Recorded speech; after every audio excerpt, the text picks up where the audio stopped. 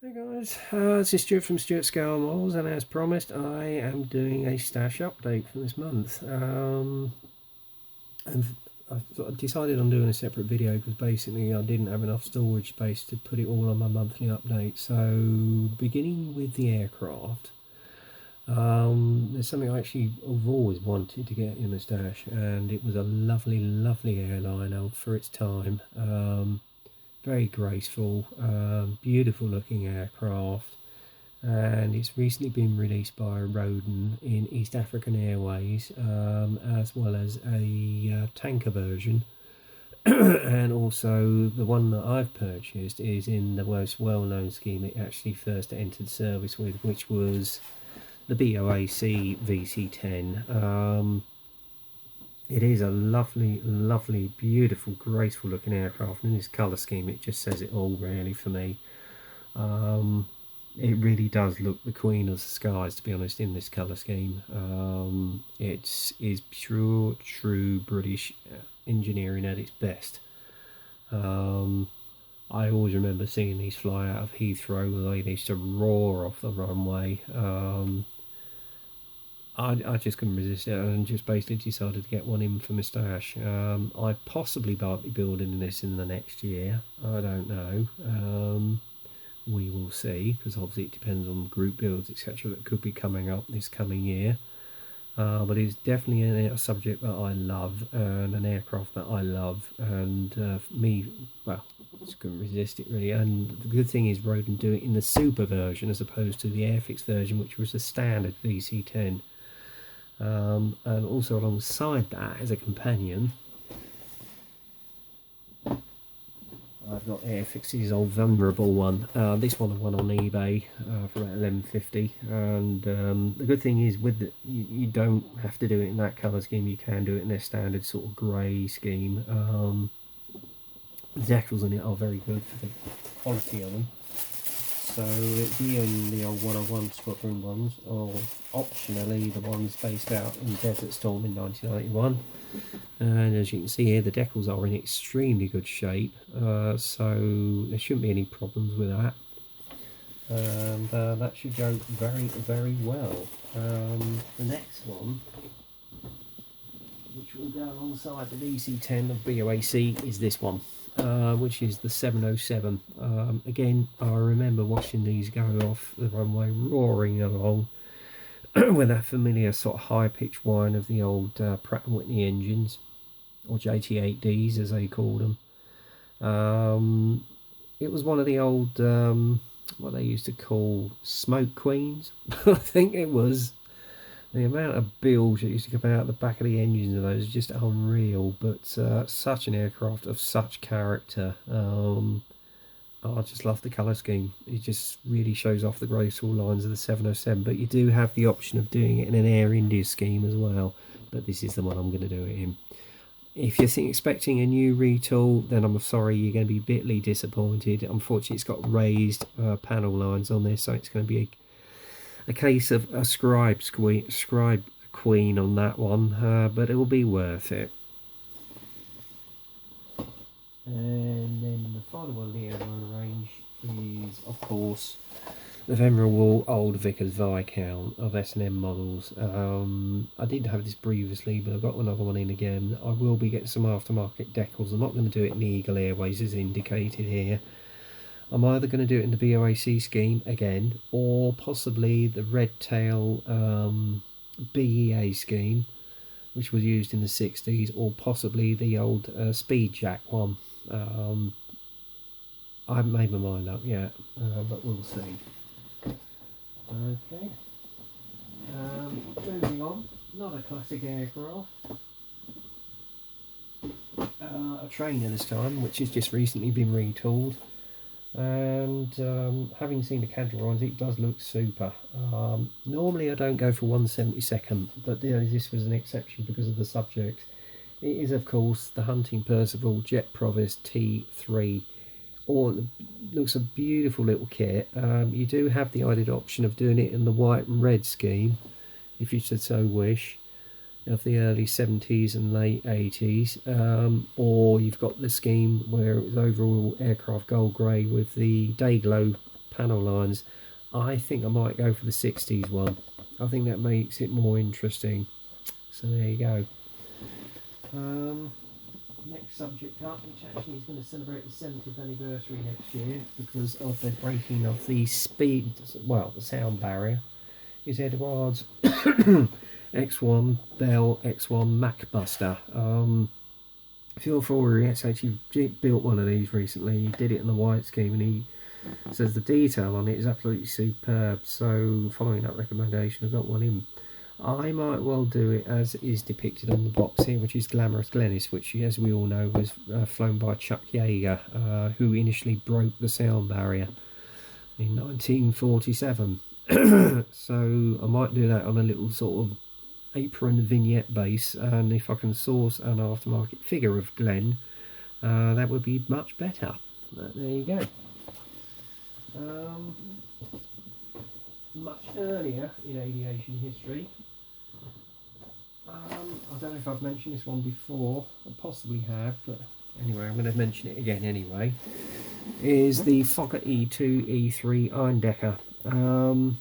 It is in old, I think, Werner Mulder's aircraft, which is the one I'm going to do in the box, but you do have the added option of doing 5 other examples. It is a unique aircraft, and it was the first one to use a machine gun with a, I think, a time propeller or something or other. Very manoeuvrable when it first came out, and was an absolute curse to all the Allied forces. It's going to look good on a little sort of vignette base. Possibly I might get an aftermarket figure for that one again. And the rigging looks nice. It is a graceful looking little aircraft all the same. The next one, which was a particular favourite of my late father's, I got him because basically next year it will be 10 years since he passed away. So to mark the occasion, I'm going to be building this unique aircraft. It's so well known. It is, of course, the Hawker Hunter. This one being the F Mark 6-9.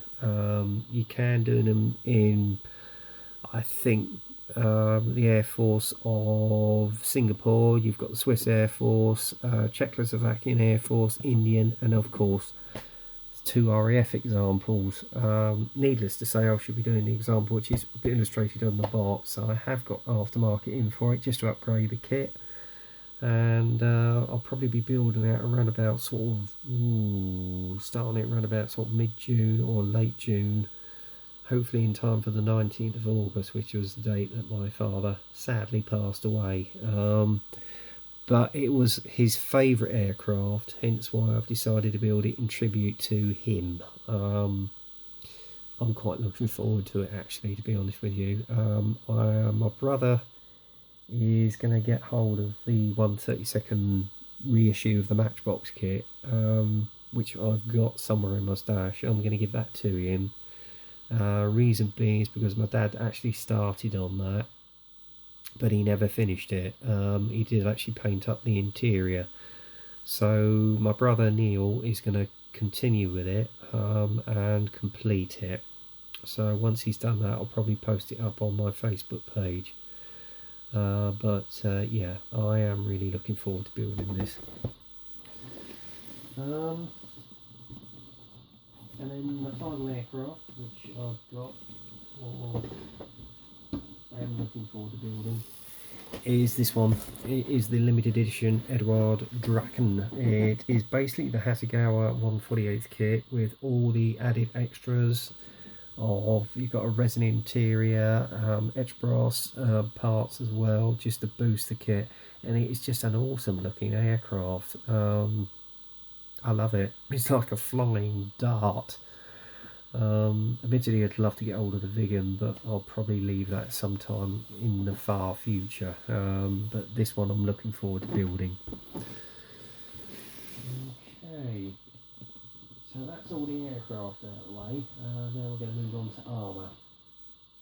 First subject is this one. It's going to go alongside our Dragon Abrams, the Tusk one. This is going to be built into the Tusk 2. This means M1A2 set again with full interior. Awesome looking kit. Will keep me busy most certainly, and it does look a super kit.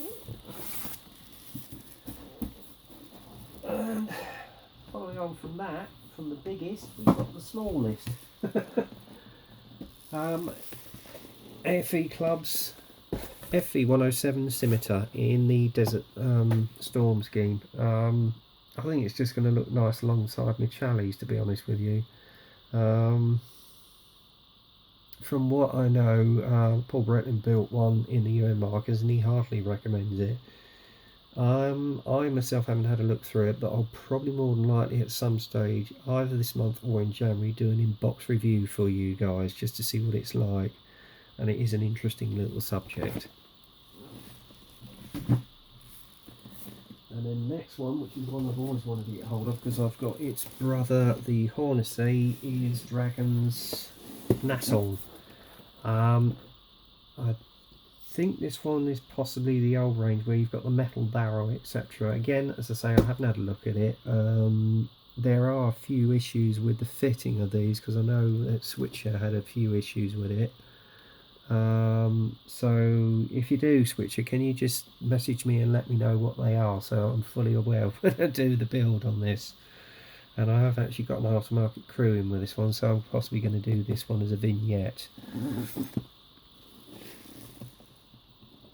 And this one, which I recently got from Tim Iverts, is Trumpeters BMP 1IFE. Again, I've had a look through it. It does look a super little kit. Very unusual looking subject with that low slung chassis and the gun, but all the same an essential for my Russian armour stash. And I've got another Sherman as well. It's in the same vein as the one I'm currently building, which is one with a house. So this is one with a standard 75mm gun. Again, it looks the same. It's virtually the same kit with the same sort of figures. I'm probably going to leave them out actually and use this as a street scene, possibly with my Fury Sherman. We will see. But I'm quite looking forward to building this one.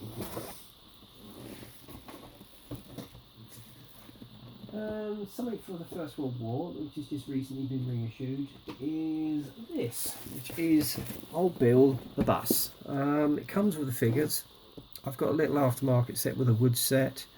That is going to make an interesting little subject. Now I was thinking of possibly doing it in a sort of a muddy scene,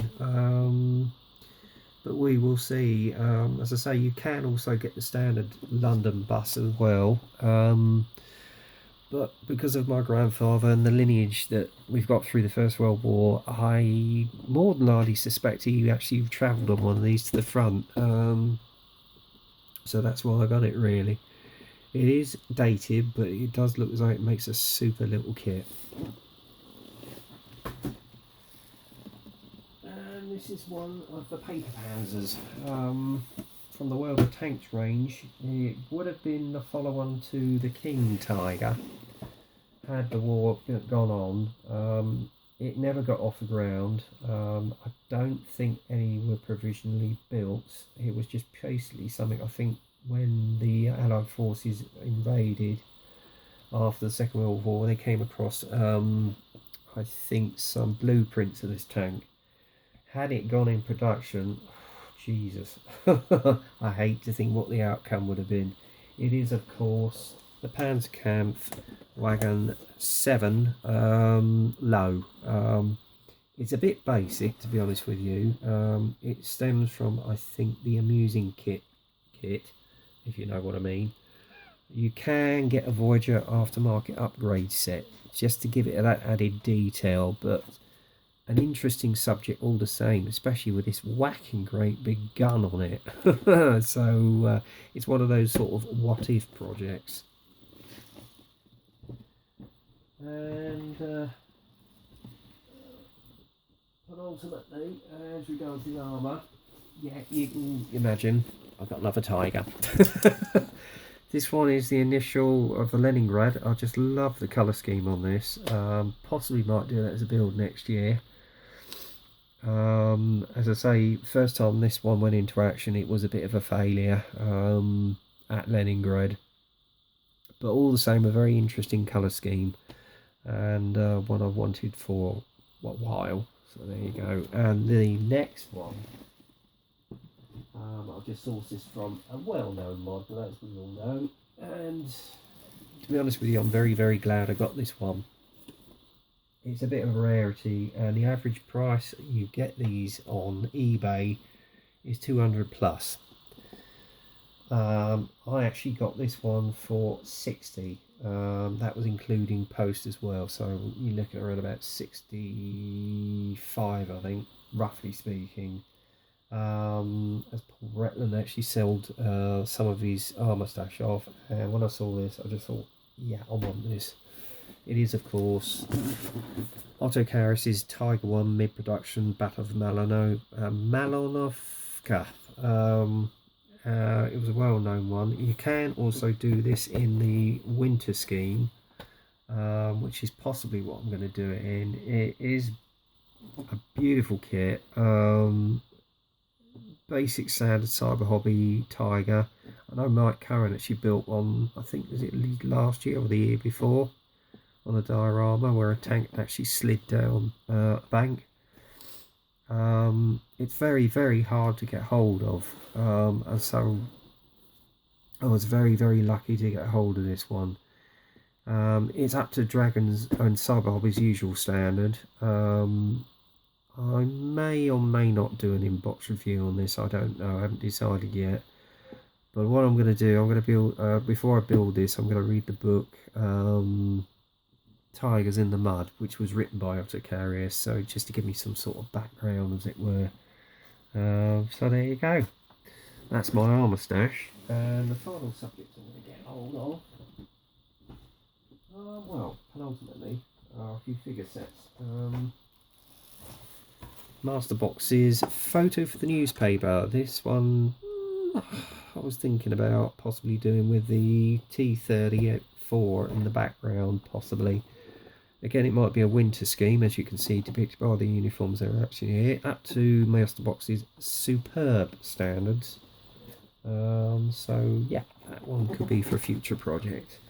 And this one, it's an oldie but a good one, is of course the military ammo loading crew, which you can use for a Tiger or a Panther. Again, it might be for one of my Tiger builds in the near future. And this is another set which actually Hamilka Barkus recently did a review on, and following that I decided to get it because it could come in handy with a possible die I might do this coming year. It's of course this Mini Arts concrete Telegraph pole set. I haven't actually had a look at this, but I did see the review on this. Apparently there isn't a lot of texturing on the actual concrete pillars themselves, so you may have to use some Mr. Hobby filler for that, just to give it some sort of texture. But you know, it's just something that will probably come in handy for future projects. What else did I get? Oh yes,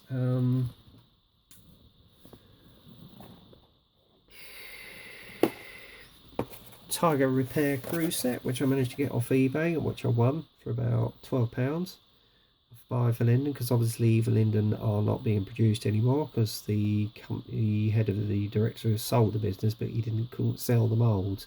So guys, Verlinden is no more, but if you go on eBay you can still source some sets. And alongside that, I also managed to get hold of the engine bay set as well, which I possibly will do for a future Tiger build. Okay. And last but not least, I also managed to get this Verlinden set, which is the US Tankers set. So that might well go with the Sherman I just showed earlier in this video. Just gives a different slant on things, makes things more interesting, and the quality of these fluorescent figures second to none, really.